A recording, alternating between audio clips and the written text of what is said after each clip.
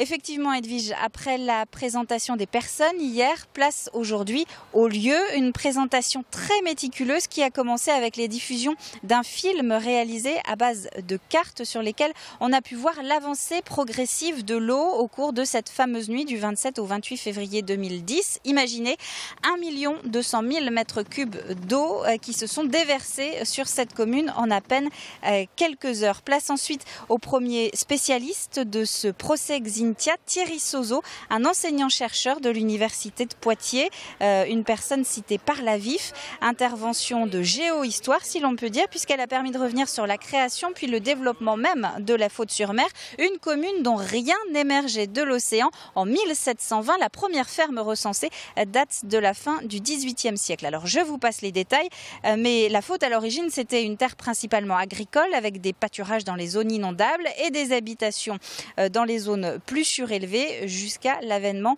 du tourisme. Et là on est à la moitié du XXe siècle, au cours des années 60, avènement donc de ce tourisme, une tendance qui atteint son apogée à la fin du XXe.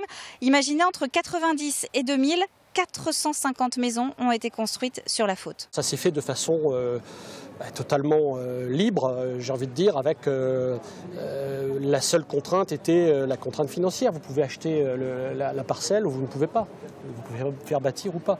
Mais la mémoire de ce qui s'était passé sur ces lieux-là et de ce que c'était d'abord que ces territoires endigués n'entrait pas en ligne de compte dans le développement finalement de la Faute-sur-Mer tel qu'on peut le constater en 2010. Une bonne partie des lotissements en cause n'ont pas été construits pendant la mandature de M. Maratier. Le mouvement était déjà très largement parti.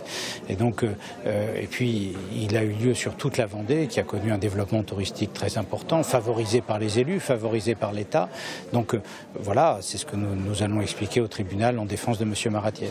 Alors après cette journée très technique, place demain au caractère plus humain, plus difficile aussi à entendre, puisque médecins légistes et psychiatres vont précéder les premiers récits des parties civiles.